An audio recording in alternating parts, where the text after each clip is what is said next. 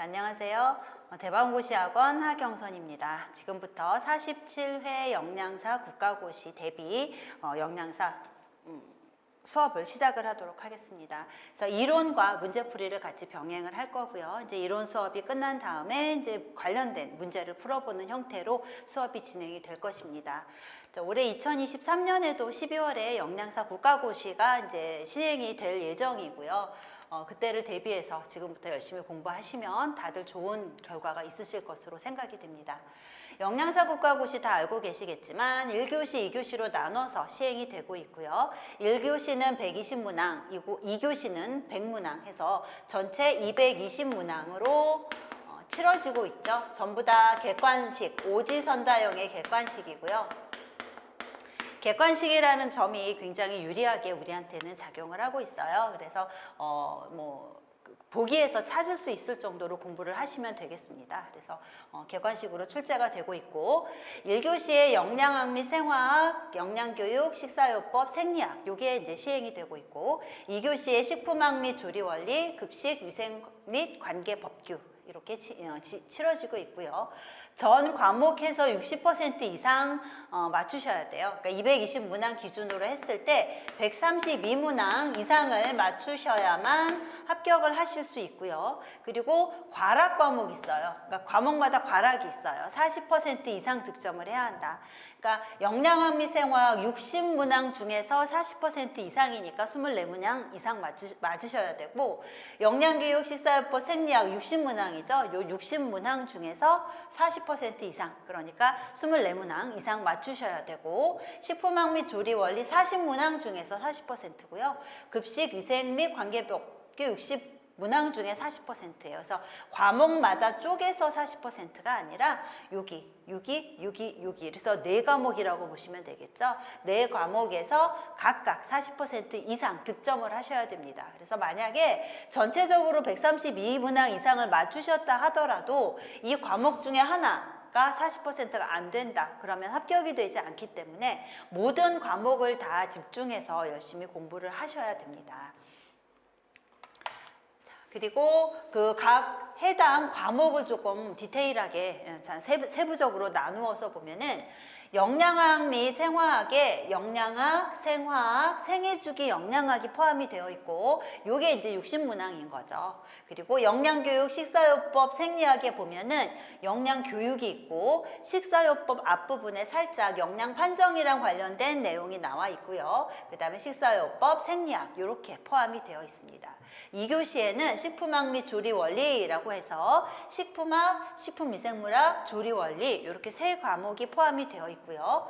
급식, 위생 및 관계법규에 보면은 단체급식과 급식 경영학하고 관련된 내용이 있고 식품위생학, 그 다음에 관계법규라 그래서 식품위생법을 비롯한 한 6가지 종류의 그 법이 나와 있습니다. 그래서 각각 몇 문항씩이 출제가 되는지는 이제 매 수업을 진행하면서 초반부에 말씀을 드리도록 할 것이고요.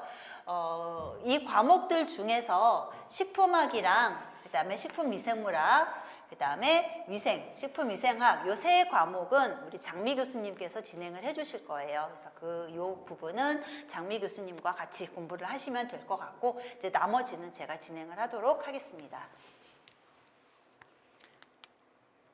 매년 영양사 합격률을 한번 살펴보고 가면 좋을 것 같아요. 그래서 작년에 2022년 12월에 시행된 영양사 국가고시의 경우에는 합격률이 67.2%였어요.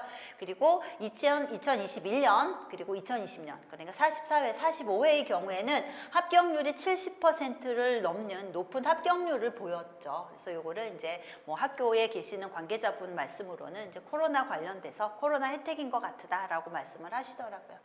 자, 그리고 이제 54.9%였을 때가 있어요. 43회. 그러니까 2019년 12월에 시행된 시험은 54.9%로 합격률이 굉장히 낮았습니다. 그래서 이때는 약간 생화학이나 이런 문제가 살짝 깊이 있게, 뭐 그렇게 깊이 있진 않았어요. 살짝 깊이 있게 나와서 약간 합격률이 낮았던 것으로 추정이 되고 있고요.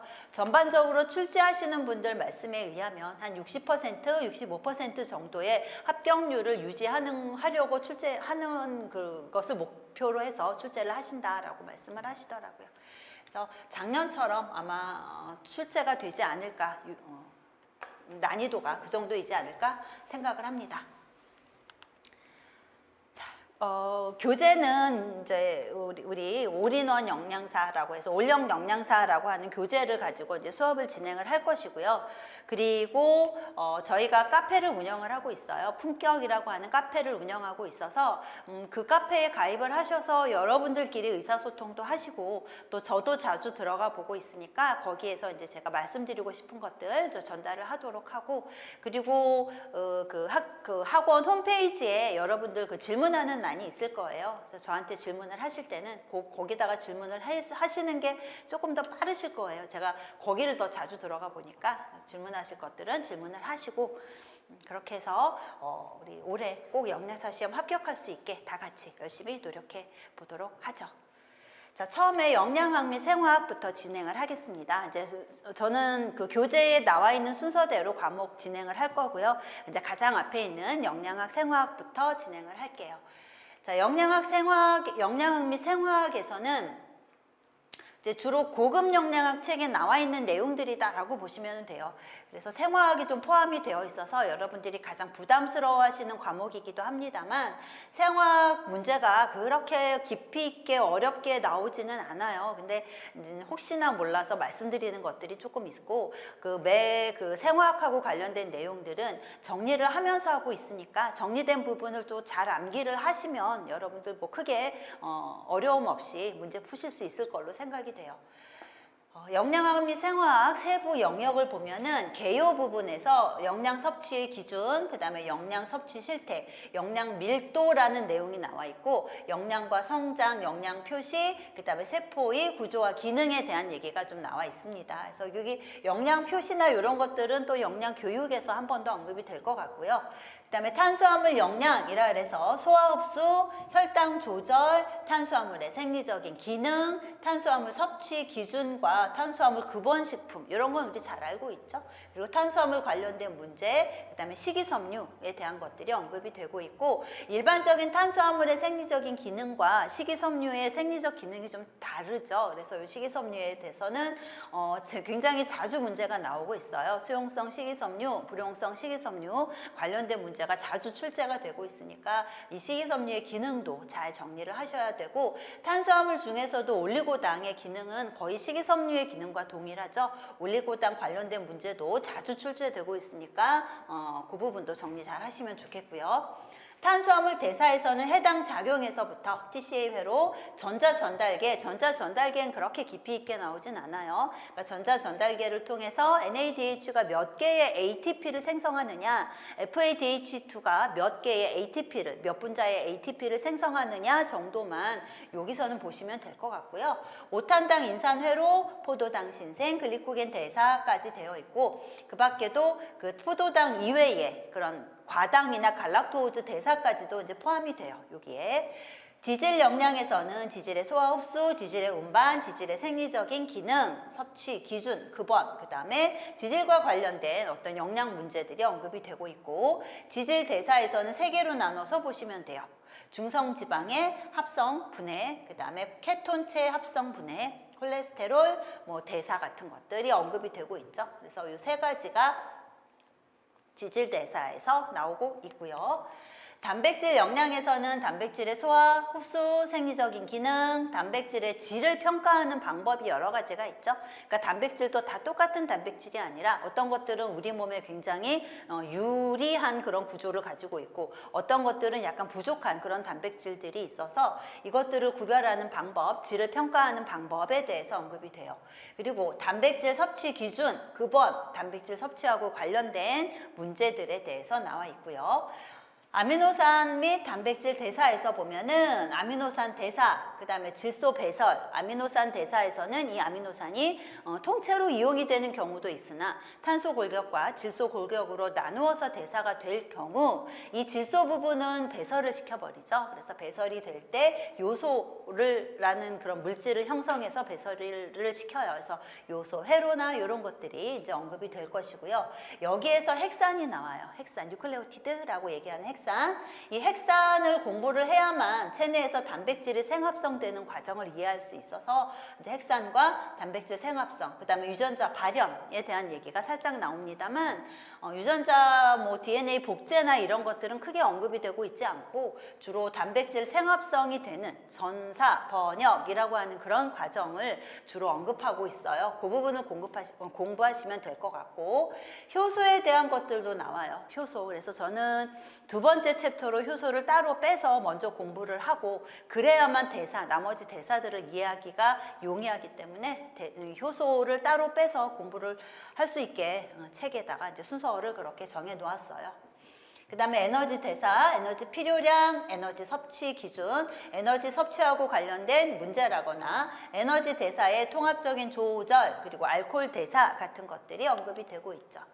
그리고 지용성 비타민, 수용성 비타민, 비타민을 용해도에 따라 두 가지로 나누고 있죠. 그래서 지용성 비타민의 종류, 기능, 흡수, 대사, 결핍, 증, 과잉증, 그 다음에 급원식품, 섭취 기준 같은 것들 공부해야 되고요. 수용성 비타민에서도 수용성 비타민의 종류, 기능, 흡수, 대사, 결핍증, 과잉증, 그리고 급원식품, 섭취 기준 이런 것들 공부해야 되겠죠.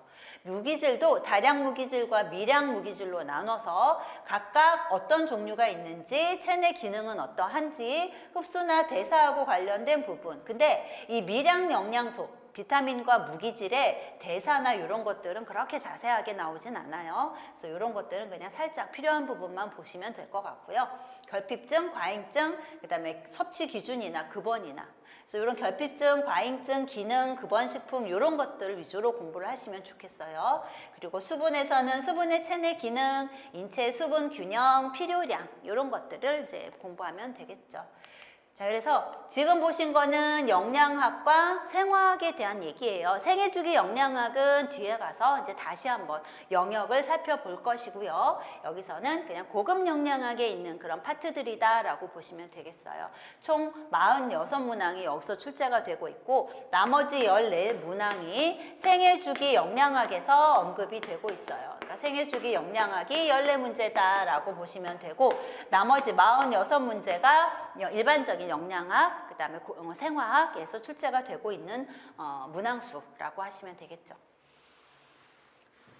자, 그래서 출제 경향 46회 작년 시험에서의 출제 경향을 보면은 늘 비슷해요. 늘 비슷하게 문항수가 나오고 있어요. 개요에서 한 문항 나오고 탄수화물 영양, 탄수화물 대사에서 5문항 정도, 지질 영양, 지질 대사에서 이렇게 6문항, 3문항 이렇게 나와서 탄수화물 쪽에서 한 10개, 그 다음에 지질 쪽에서 9개 내지 10개, 그 다음에 단백질 쪽에서 9개 내지 10개 정도 문항이 출제된다라고 생각하시면 돼요. 그래서 영양이랑 대사에서 거의 반반씩 나오고 있죠.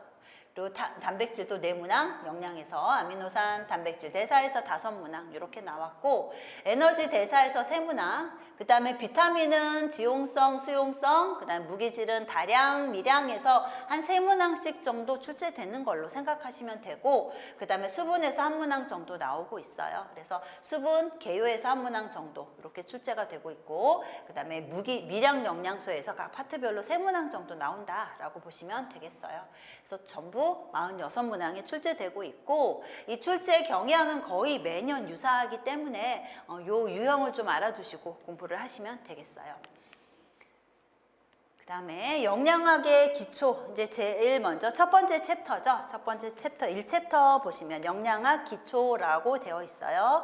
여기에서는 이제 개요 부분에서 한국인 영양소 섭취 기준에 대한 개념이 나와 있고 그 다음에 영양 표시에 대한 내용이 좀 있고요. 그 다음에 두 번째 파트에서 세포에 대한 게 있어요. 그래서 기본적인 세포의 소기관들 그리고 세포막을 통해서 물질들이 어떻게 이동이 되는지 그리고 세포 성장까지 해서 3가지가 이제 언급이 됩니다. 그래서 1절 개요 보시면 교재랑 같이 보시면 좋을 것 같아요. 첫 번째 파트 개요라고 되어 있죠. 한국인 영양소 섭취 기준이 제일 먼저 언급이 돼요. 그래서 한국인 영양소 섭취 기준이라고 하는 것은 개요에 보면 대상이 누구예요? 질병이 없는 건강한 사람이 대상이에요. 그러니까 대상 자체가 질병 없는 건강한 사람이 대상이고 이 사람들의 건강을 최적 상태로 유지하는 유지하는 데 필요한 에너지와 영양소의 적정한 섭취량을 제시하고 있는 거죠. 그래서 보기에서 병원에 있는 입원 환자들한테 한국인 영양소 섭취 기준을 다 적용해야만 한다라고 하면은 틀린 거죠. 그러니까 병원에서도 이제 뭐 일반식을 하고 있는 경우에는 한국인 영양소 섭취 기준이 적용될 수 있겠지만 병원에 입원한 사람들 중에서는 어떤 시기적인 조절이 들어가는 사람들이 있어요. 영양소에 어떤 증감이 있어야 되는 사람들이 있죠. 그런 사람들이 경우에는 한국인 영양소 섭취 기준을 적용하지 않아요. 그래서 한국인 영양소 섭취 기준은 1차적으로 질병이 없는 건강한 사람들이 대상이다라는 거 잘 알아두시고요. 이 사람들의 건강을 최적 상태로 유지하는 데 필요한 에너지와 영양소의 적정 섭취량을 제시하고 있다는 거 개념 알아두세요.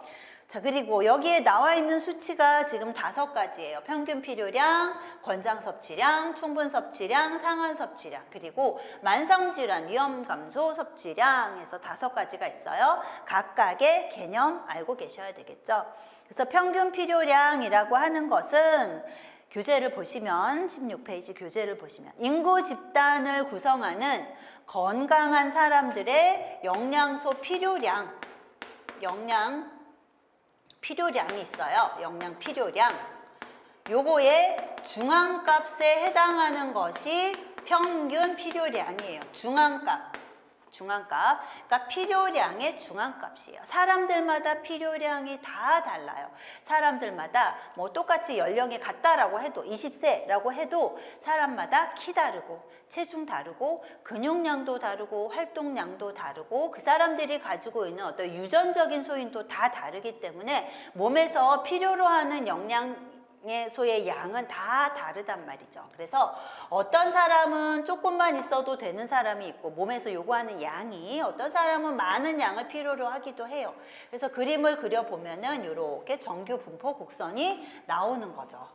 그래서 여기 정규 분포 곡선에서 딱 중앙에 해당하는 값, 요게 평균 필요량이에요. 평균 필요량.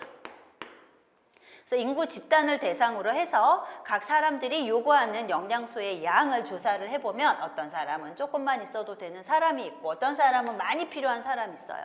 그래서 그게 이렇게 정규 분포 곡선으로 나오는데 이 딱 중앙에 해당하는 값을 우리는 평균 필요량이라고 하는 거죠. 자, 이만큼 평균 필요량이라고 하는 수치는 집단, 건강한 사람들 집단 중에 몇 퍼센트 사람의 요구량을 충족시키는 양일까요? 딱 절반이니까 50%만 충족을 시키는 거죠. 그러니까 몸에서 요구하는 양이 여기 있는 사람들만 충족시킬 수 있는 양이에요. 몸에서 필요로 하는 양이 이만큼이에요. 근데 평균 필요량만큼 먹고 있어요. 이 사람 부족한 거죠. 그래서 집단의 50%에 해당하는 사람들이 하루 필요량을 충족시키는 값, 그게 평균 필요량이에요. 딱 절반의 사람들만 해당이 되는 거죠. 충족이 되는 거죠. 자, 그래서 이런 평균 필요량을 설정하기 위해서는 섭취량에 민감한 어떤 기능적인 지표도 필요하고 이 사람의 영양 상태를 판정할 수 있는 평가 지표도 평가 기준도 필요하고 그래서 이런 어떤 지표들과 기준을 가지고 과학적 근거를 토대로 해서 이 사람들의 영양 필요량을 추정을 해서 구하는 값이 평균 필요량이에요. 평균 필요량. 그래서 과학적 근거가 있을 때 설정이 돼요. 그 다음에 권장 섭취량이라고 하는 것은 평균 필요량에다가 표준 편차 내지는 변이 계수의 2배를 더해줘요. 2배를 더해서 설정하는 값, 요게 권장 섭취량이죠. 권장 섭취량이 설정되어 있는 영양소는 반드시 평균 필요량이 있겠죠. 그래서 평균 필요량에다가 표준 편차의 2배 내지는 변이 계수의 2배를 더해서 설정하는 값이 권장 섭취량이에요.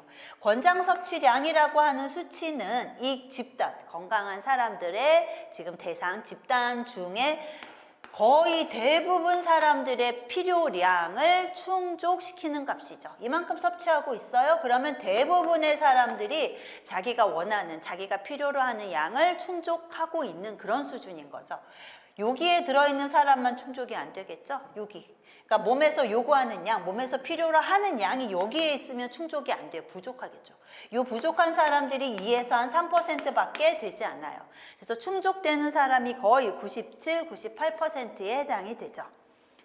인구 집단에 그래서 97, 98%에 해당하는 사람들의 영양소 필요량을 충족시키는 양이에요. 97, 98%에 해당하는 사람들의 영양 필요량을 충족시키는 값, 그게 권장 섭취량. 권장 섭취량만큼 먹으면 부족할 확률이 한 2, 3%밖에 안 돼요. 내 요구량이 여기 있을 확률은 한 2, 3%밖에 안 된다는 얘기죠. 그래서 평균 필요량이 있을 때 권장 섭취량이라고 하는 것도 추가적으로 설정이 되고요. 이 권장 섭취량은 그러니까 평균 필요량에다가 어느 정도 플러스 알파를 해준 값이고 약간 여유가 있는 값이에요. 권장 섭취량. 그래서 97, 98%에 해당하는 사람들의 영양소 요구량을 충족시키는 값, 그게 권장 섭취량이죠. 그래서 평균 필요량 은 집단의 50%만 충족시키는 양이고 권장 섭취량은 97, 98%에 해당되는 사람들의 필요량을 충족시키는 양이에요. 이렇게 나오기도 하고 97.5%로 나오는 책도 있어요. 참고로 알아두시고.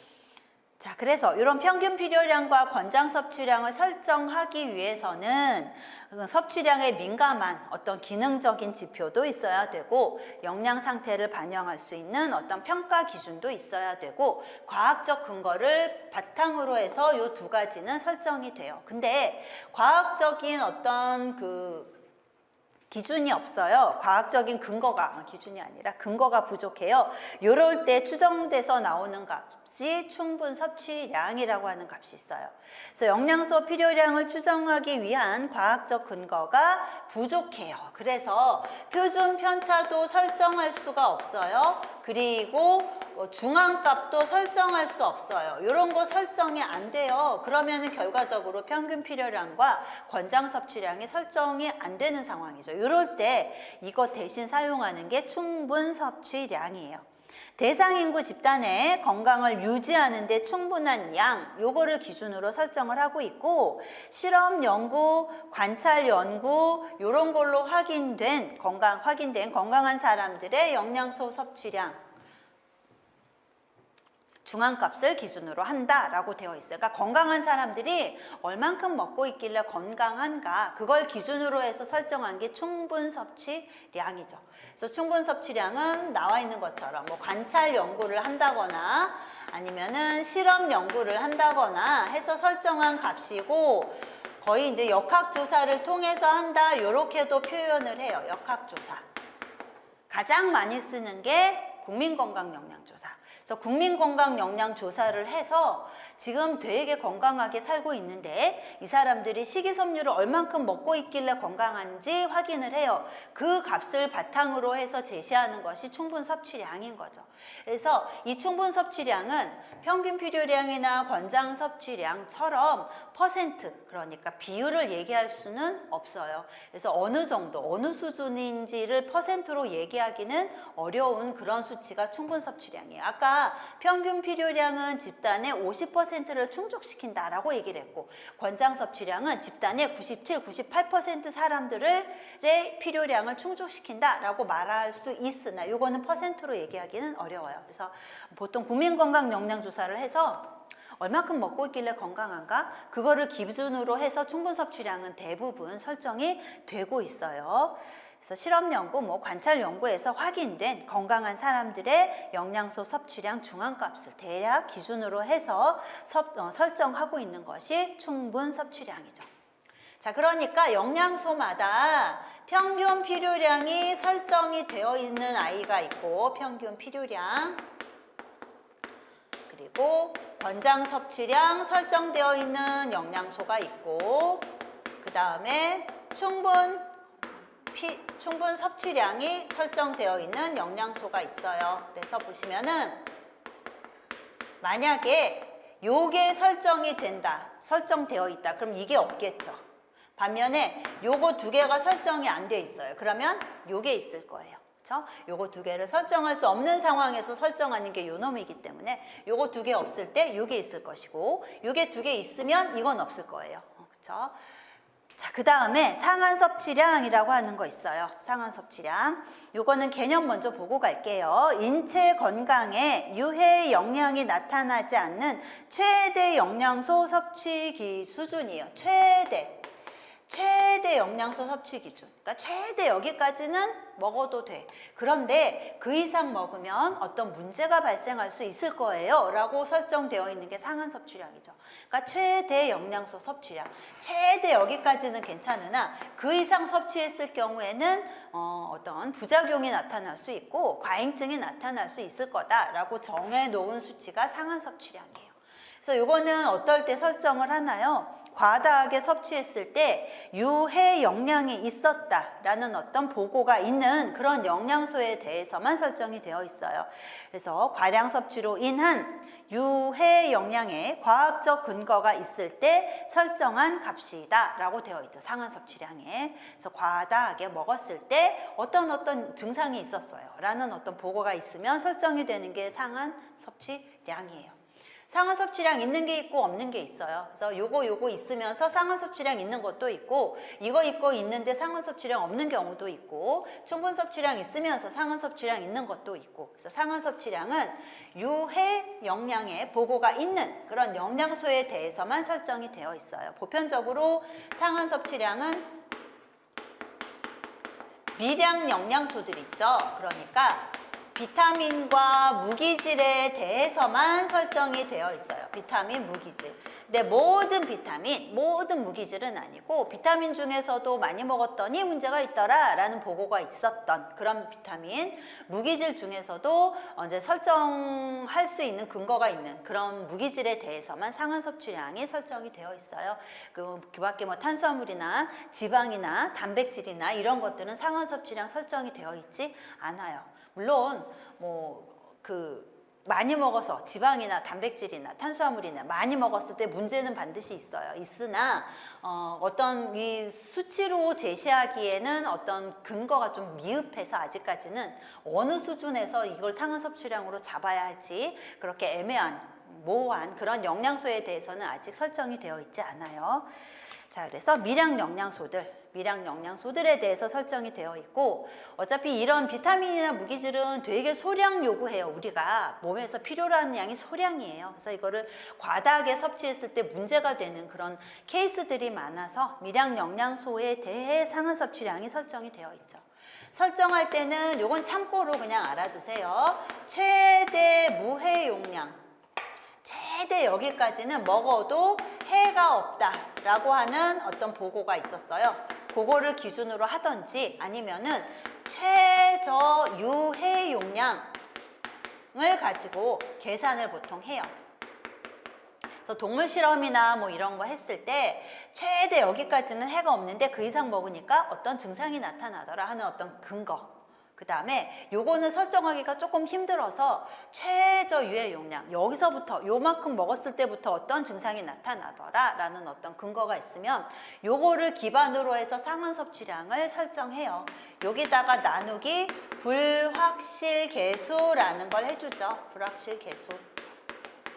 사람들마다 감수성이 달라요. 조금 더 민감한 사람이 있고 그렇지 않은 사람이 있고 그리고 동물 실험한 거를 그대로 사람한테 적용하기는 좀 부담스럽죠. 그래서 이 수치를 조금 낮춰주는 목적으로 불확실 계수라는 걸로 나누기를 해요. 그래서 수치를 더 낮추죠.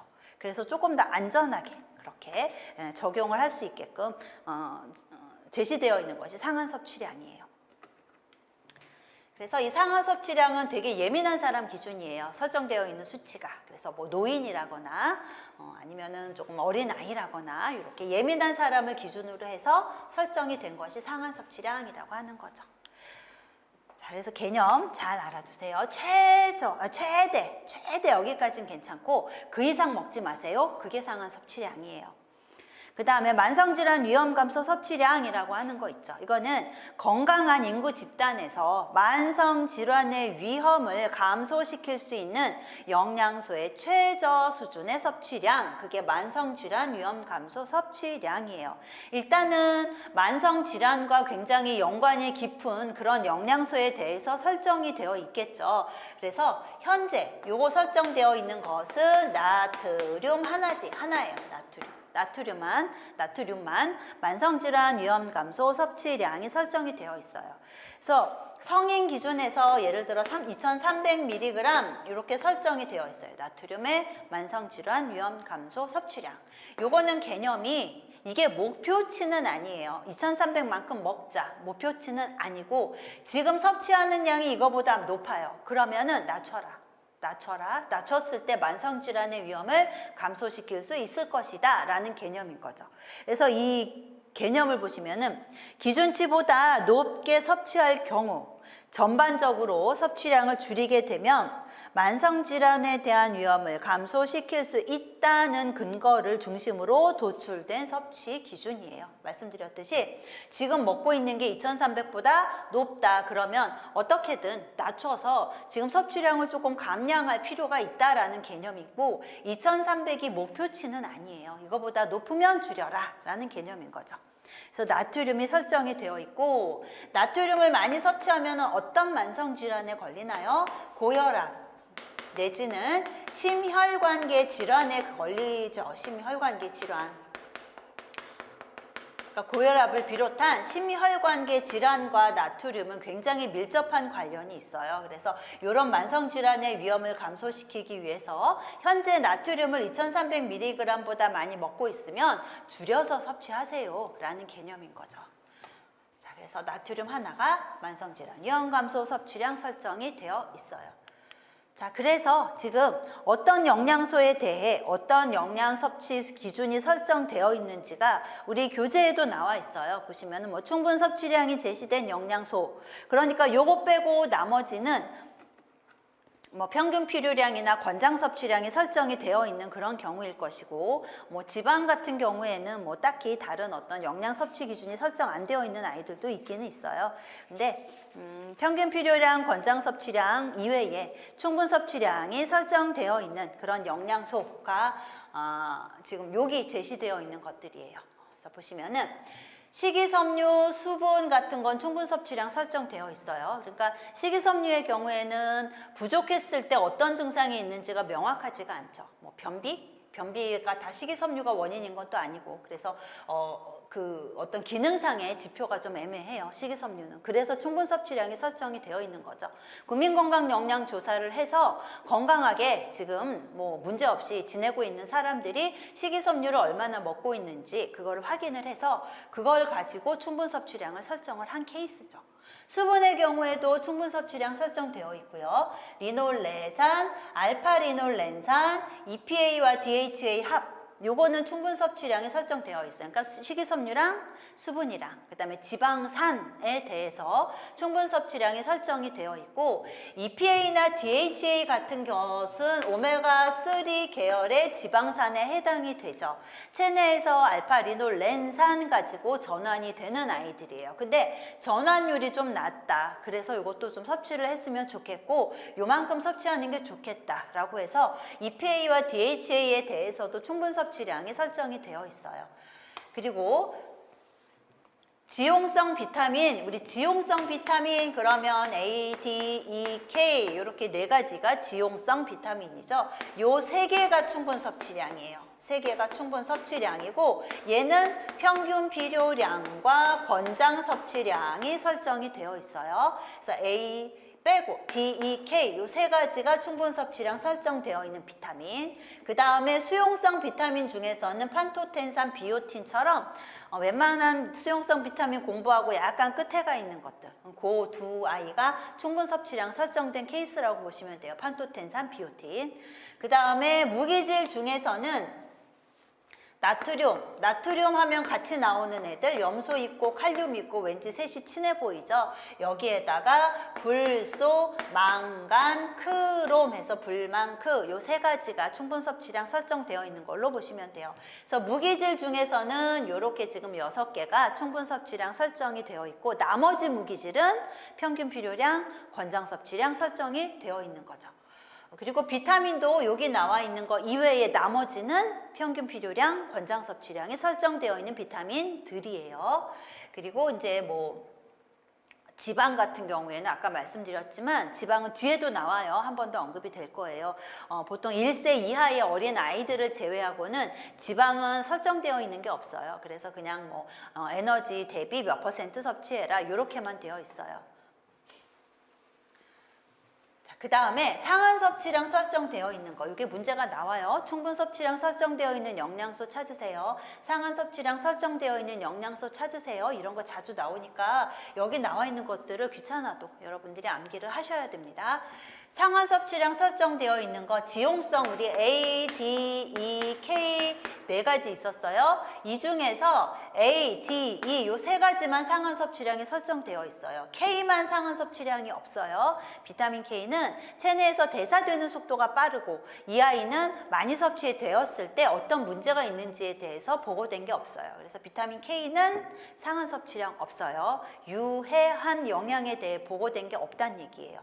그래서 뭐 정리해 보시면 아까 얘는 평균 필요량 있다 그랬죠? 그리고 권장 섭취량 있다 그랬어요. 상한 섭취량 있겠죠. 그리고 D, E, K 세 개는 충분 섭취량 있다 그랬어요. 충분 섭취량, 충분 섭취량.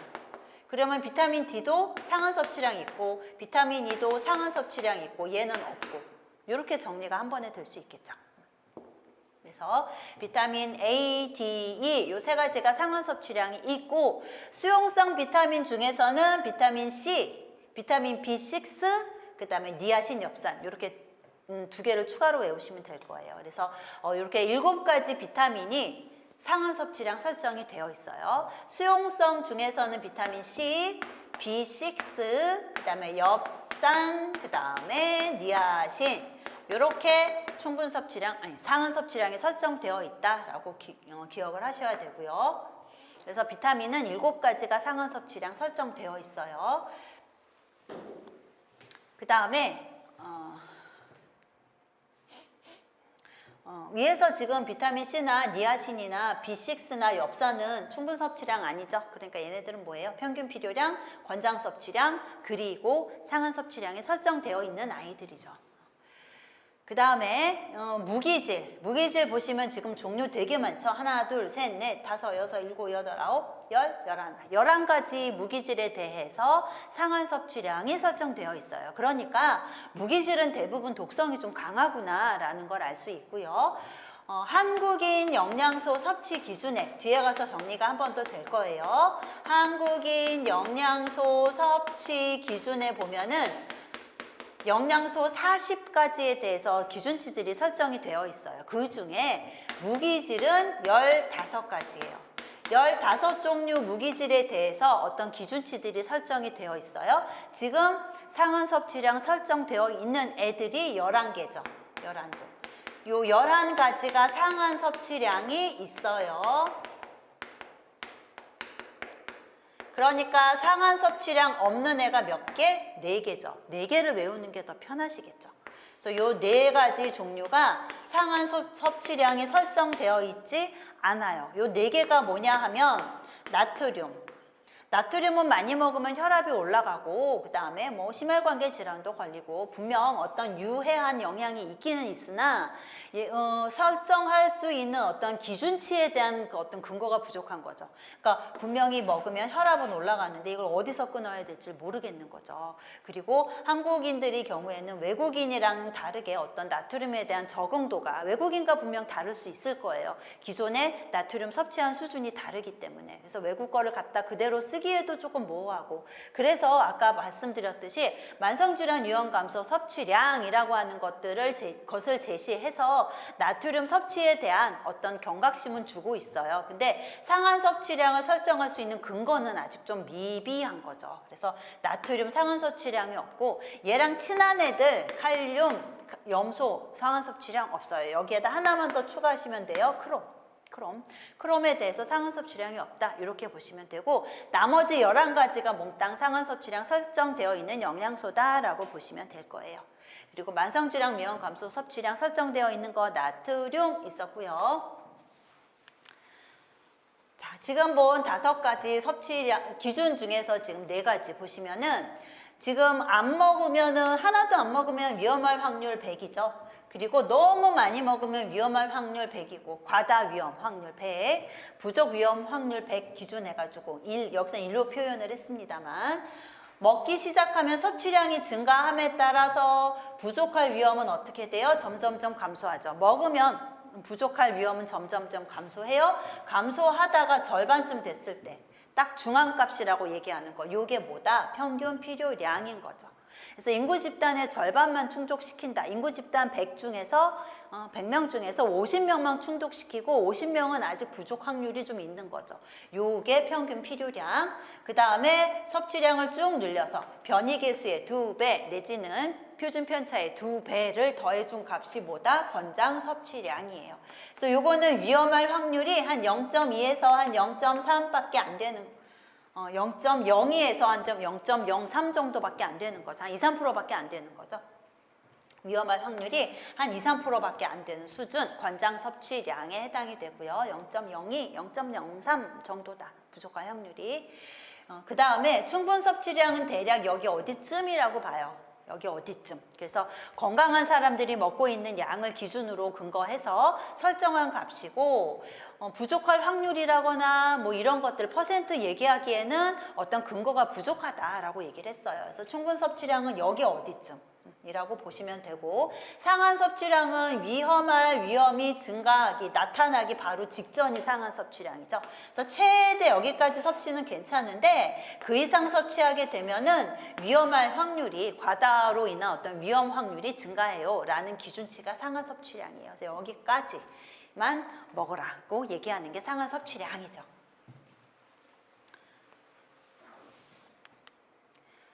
자, 한국인 영양소 섭취 기준에서 제시한 기준치들을 지금 분류를 해놓은 거 여러분 교재 16페이지 아래쪽에 있어요. 보면은 결핍될 것을 걱정해서 결핍의 위험을 예방하고자 제시한 것은 평균 필요량, 권장 섭취량, 충분 섭취량이죠.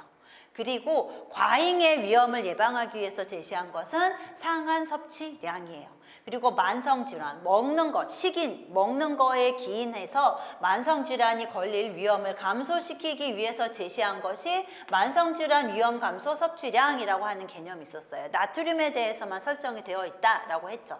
그리고 에너지 적정 비율, 탄수화물, 단백질, 지방의 적정 비율을 벗어나서 섭취를 하게 되면은 그것도 만성질환의 원인이 될 수 있다라고 봐요. 그래서 에너지 적정 비율이라는 거, 식인성 만성질환의 위험을 감소시키기 위해서, 만성질환에 대한 어떤 위험을 감소시키기 위해서 제시한 것이 또 하나가 에너지 적정 비율이라는 것이죠. 그래서 에너지 적정 비율 뒤에 가면 언급이 될 거고요. 자, 그 다음에 에너지 필요 추정량이라는 거 있어요. 에너지 필요 추정량. 전 연령층에 적용하고 있어요. 요거는 에너지죠. 그러니까 몇 킬로칼로리가 적정하다라고 제시한 것이 에너지 필요 추정량인데, 이 에너지 필요 추정량은 연령별로 나누어져 있고요. 연령. 그 다음에 그 연령별 표준 체중과 연령별 표준 신장, 그 다음에 활동 정도, 요 네 가지를 기준으로 해서 제시하고 있는 게 에너지 필요 추정량이에요. 그래서 한국인 영양소 섭취 기준 책을 보시면은 요 네 가지 변수에 기인해서 각각 사람들마다 에너지 적정 섭취 수준을 계산을 할 수 있는 계산식 같은 것도 나와 있죠. 그래서 연령, 체중, 신장 활동 정도 요 네 가지를 감안을 해서 계산해서 적용하고 있어요. 필요 추정량. 그래서 연령별로 표준 체중 있고 표준 신장 요게 설정이 되어 있어요. 그거 대입해서 계산을 한 거죠. 그리고 활동 정도를 감안을 해서 활동 개수를 결정을 했고, 근데 한국인 영양소 섭취 기준에 나와 있는 에너지 필요 추정량은 이 활동 정도를 저활동으로 적용시킨 거예요. 그러니까 우리나라 사람들이 그렇게 활동이 많지 않다라는 거에 근거해서 저활동을 기준으로 해서 지금 에너지 필요 추정량이 제시가 되어 있는 거예요. 자, 그래서 그리고 요거는 어디에 해당이 된다? 평균 필요량에 해당이 되는 값이란 얘기죠. 중앙값이란 얘기예요. 그러니까 20에서 29세 여자 2000kcal라고 하는 거는 중앙값이에요. 중앙값. 그래서 요거는 평균 필요량에 해당이 되는 값이고 20 내지 29세 여자가 뭐 요만큼 필요한 사람도 있고 이만큼 필요한 사람도 있겠지만 그 중간에 해당이 되는 것이 2000kcal라는 개념인 거죠. 평균 필요량에 해당이 되는 값이에요. 그러면 여기다 이 두 배의 변이계수와 두 배의 표준 편차를 더해서 권장 섭취량을 제시하느냐 하면 제시하지 않고 있어요. 왜냐하면 에너지라는 거는 그 사람이 딱 필요한 양만큼 섭취를 해야지 그 이상 섭취한 거는 전부 뭐가 돼요? 몸에서 결과적으로 지방으로 축적이 돼 버리죠. 그래서 비만을 초래할 수 있어요. 그렇기 때문에 플러스 알파를 해놓은 이 권장 섭취량이라고 하는 수치는 제시하고 있지 않아요. 설정하지 않았어요. 그래서 필요량 이상 초과해서 섭취하면 비만이 초래될 수 있으니까 권장 섭취량은 설정하지 않았다라고 교재에 나와 있죠. 그리고 그 사람이 에너지가 얼마나 필요한지는 측정하기가 굉장히 힘들어요. 그러니까 결과적으로 뭘 근거로 했냐면 소비량을 근거로 하고 있어요. 얼마나 소비하면서 살길래 건강한가? 그래서 소비량을 기준으로 해서 설정을 한 것이지 요거는 실질적으로 얼마의 에너지를 필요로 하는지는 우리가 확인하기가 어려워서 소비량을 기준으로 설정을 한 것이다 라는 것도 알아두시고요. 그래서 에너지 필요 추정량은 평균 필요량에 해당하는 값이다. 이게 굉장히 중요한 말이에요. 잘 알아두시고요. 권장 섭취량은 설정이 되어 있지 않아요. 비만이 초래될 수 있으니까. 자, 한국인 영양소 섭취 기준 대상 영양소라는 게 17페이지 동그라미 7에 나와 있어요. 40가지가 설정이 되어 있고 에너지 및 다량 영양소가 12개고 비타민 13개고 아까 무기질 15개다라고 말씀을 드렸어요. 그래서 에너지 및 다량 영양소가 12가지라서 에너지, 그 다음에 탄수화물에 대한 평균 필요량과 권장 섭취량도 설정이 되어 있죠. 그리고 총 당류, 그 다음에 단백질, 아미노산, 지질, 알파리놀렌산, 그 다음에 리놀레산, EPA와 DHA, 콜레스테롤, 식이섬유, 수분에 대해서 설정이 되어 있고요.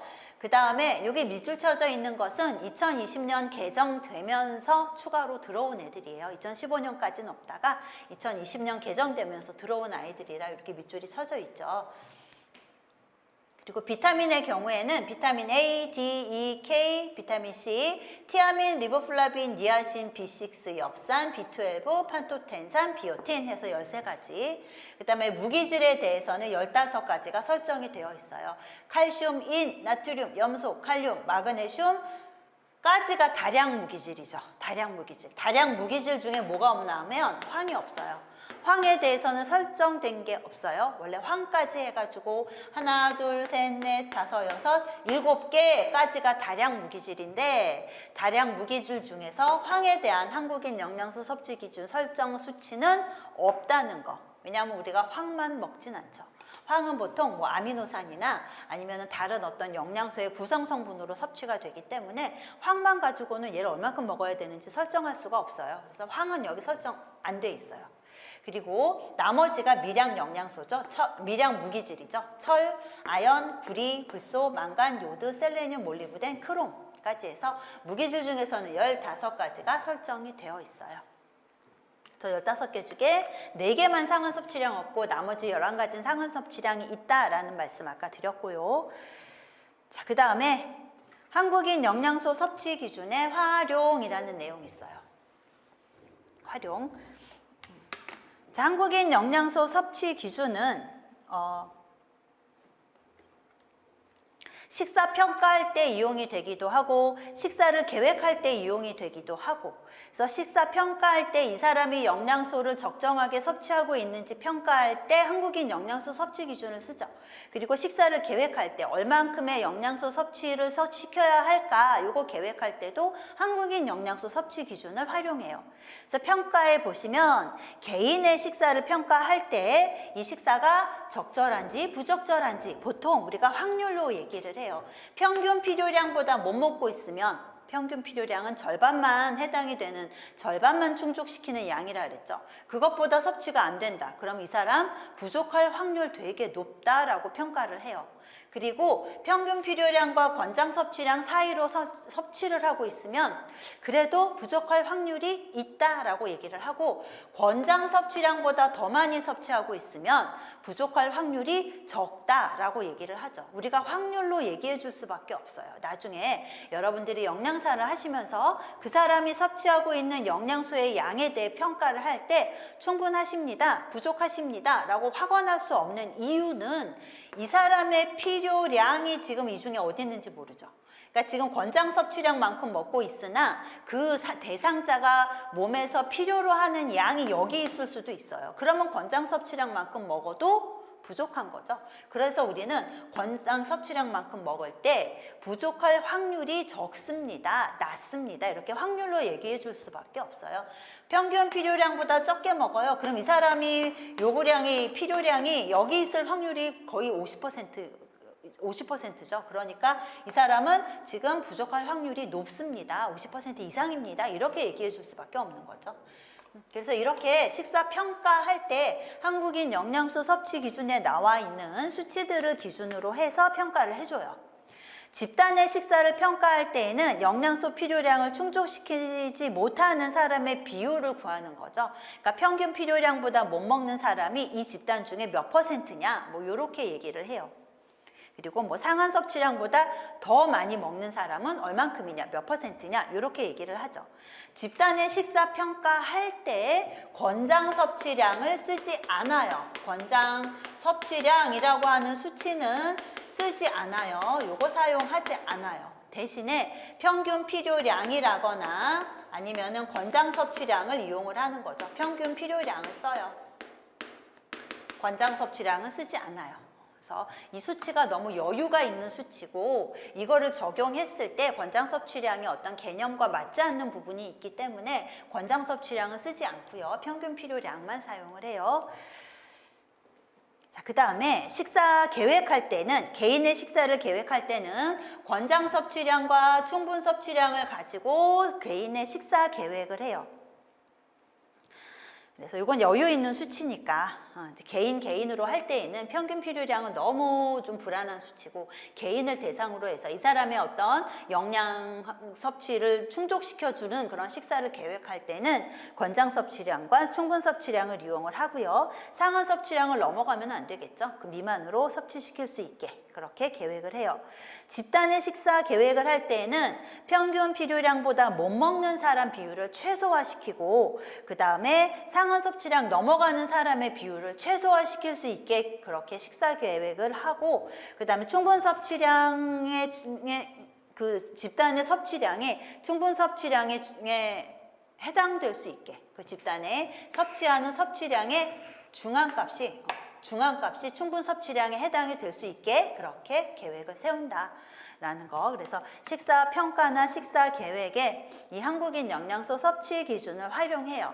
개인을 대상으로 해서 식사 평가할 때는 평균 필요량, 권장 섭취량, 뭐 충분 섭취량, 상한 섭취량 다 이용을 하고요. 비율로 보통 얘기를 해줄 수 있으나 충분 섭취량은 비율 적용이 어렵다라는 얘기 앞에서 했어요. 그리고 집단의 식사 평가를 할 때에는 평균 필요량, 충분 섭취량, 상한 섭취량을 사용을 하고요. 권장 섭취량은 안 쓴다라는 거. 근데 충분 섭취량을 할 때를 가지고 식사 평가를 한다거나 뭐 계획을 한다거나 할 때에도 얘는 비율을 얘기하기 어려운 수치라는 거 앞에서 말씀을 드렸어요.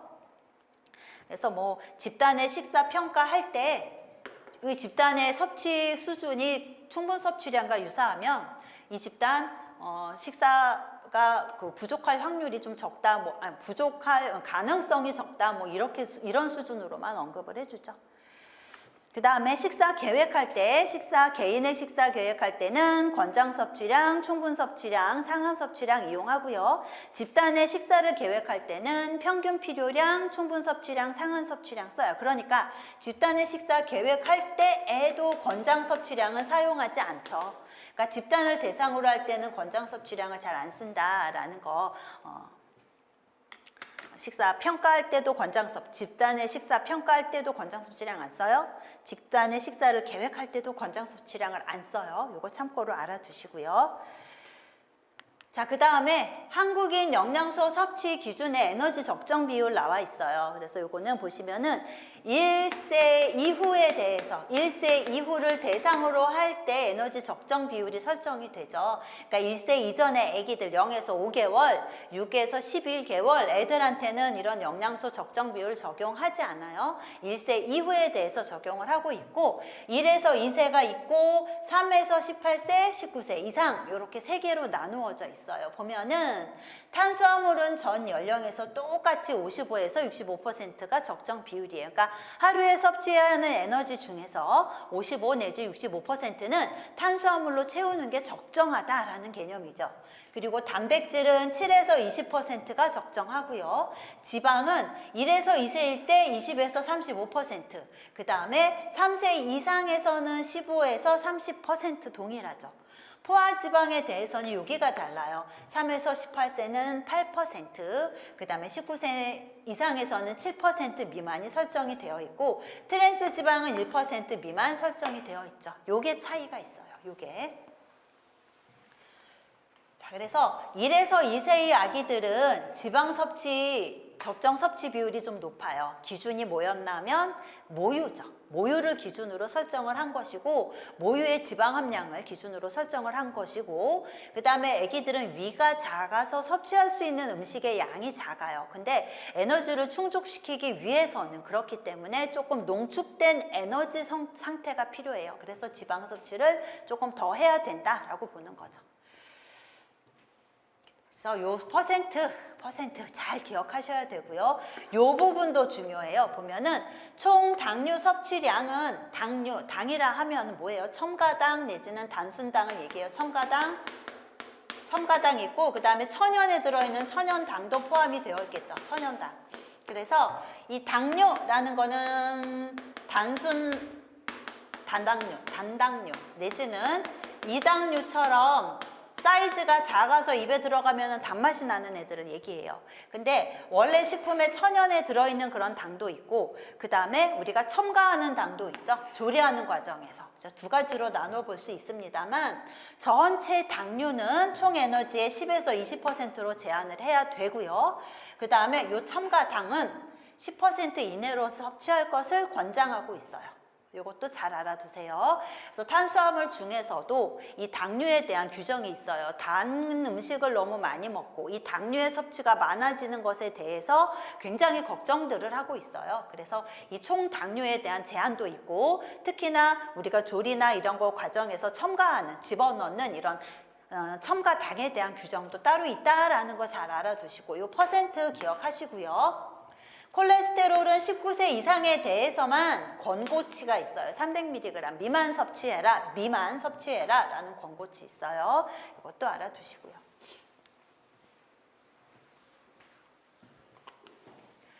자, 연령별 열량 영양소의 섭취 기준이라는 거 있죠. 보시면은 이건 그냥 제가 정리를 한 것인데 0에서 5개월인 애들은 탄수화물, 단백질, 지방 전부 다 충분 섭취량 설정되어 있어요. 설정 기준이 뭘까요? 모유죠. 모유를 기준으로 해서 설정한 것이고 6에서 11개월은 탄수화물은 충분 섭취량이고 단백질의 경우에는 6개월부터 권장 섭취량, 평균 필요량 두 가지가 설정이 되어 있어요. 그리고 지질은 충분 섭취량 설정되어 있고 이때의 이 충분 섭취량 설정 기준은 뭘까요? 모유에다가 또 하나 이유식이죠. 이유식을 기준으로 해서 설정이 되어 있는 거고요.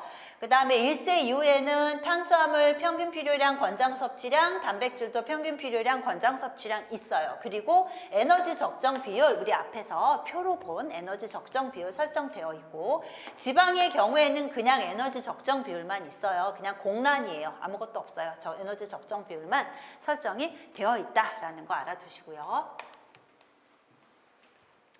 자, 그래서 지금까지 한국인 영양소 섭취 기준에 나와 있는 전반적인 개념들을 좀 살펴봤어요. 그래서 이 평균 필요량, 권장 섭취량, 충분 섭취량, 상한 섭취량, 만성질환 위험 감소 섭취량에 대한 개념 잘 알아두시고요. 요 수치들의 어떤 수치가 설정되어 있는 영양소들 같은 것들 좀 교재에 있는 거 다시 한번 정리해서 한 문제 정도는 충분히 나올 수 있기 때문에 이거 잘 기억을 하셔야 될 것 같아요. 조금 쉬었다가 우리 식사 구성안에 대한 내용들을 좀 보도록 하죠.